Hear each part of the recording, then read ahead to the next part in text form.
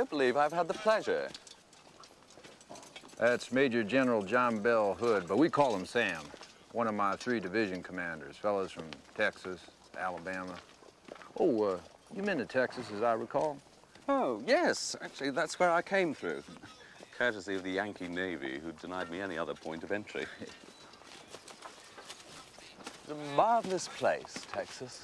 Full of red Indians and Mexicans, cowboys, bandits, desperados. Even hotter and more humid than this place.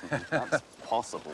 That fellow Hood, does his performance in battle match his appearance? He really does look the part. He does his job. Most interesting army, I must say. Virginia gentlemen fighting alongside Texas frontiersmen. Bayou bushwhackers from Louisiana.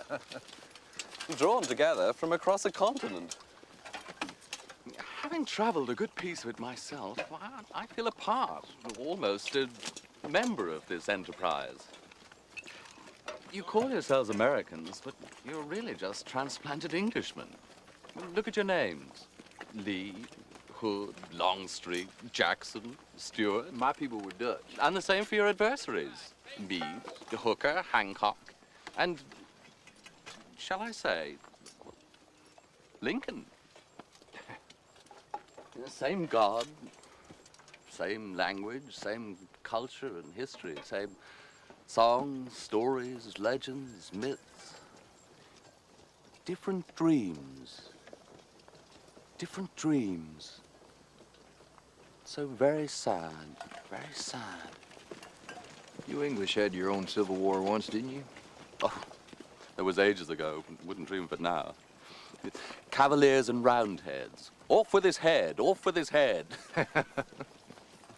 Heads lying about everywhere. One could hardly take a step without tripping over a fallen crown.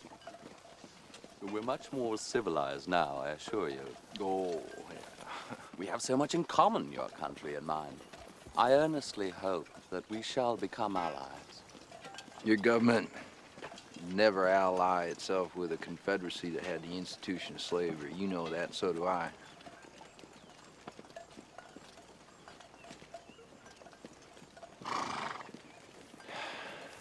We should have freed the slaves, then fired on Fort Sumter.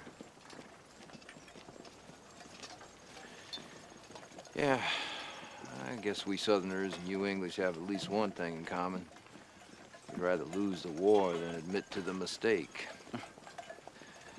We whooped you British twice, as I recollect. Your candor is admirable, if somewhat eccentric. Well, a little eccentricity is good for a general. We Southerners like our men religious and a little bit mad. I suspect that's why the women fall in love with preachers. If I may be so bold, what's to prevent the Yankees from attacking us here? I notice you haven't bothered to entrench or build a fortified perimeter. No, we were alert today. But old George Meade ain't gonna do us any favors. What we must do is we must make him attack us. And in order to do that, we have to occupy dangerous ground between him and Washington. Then the politicians will press him to attack us, which he will most certainly do, given time. Oh, I see. Very clever, very clever. So Lee doesn't dig in, knowing with certainty that Meade will not attack him here. Meade will expect him to swing around to the south in an attempt to cut him off from the capital, his supplies and reserves. So while Meade ponders his own position for fear he'll be flanked, Lee will actually attack him here where he least suspects it, lulled as he is by his own false feeling of security derived by his holding the seemingly superior topographical battlefield position. In short, the higher ground. Brilliant. Sheer military brilliance. General Lee is the ultimate strategist, a master deceiver. Sir, it is exhilarating to be upon this field.